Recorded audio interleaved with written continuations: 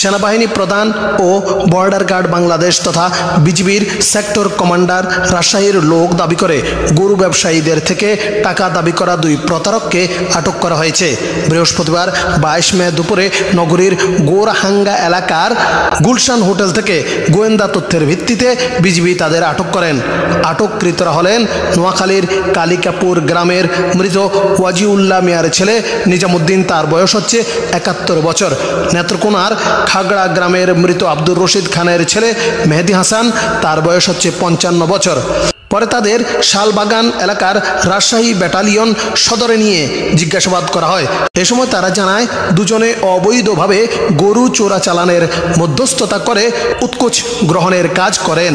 পরে দুই প্রতারক আটকের বিষয় বিকেল 5:30টায় বর্ডার গার্ড বাংলাদেশ তথা বিজিবির রাজশাহী এক সদর দপ্তরে প্রেস কনফারেন্স করা হয়। তারা গত 20 মে ঢাকা থেকে রাজশাহীর গুলশান হোটেলে উঠে বলে জানানো হয়।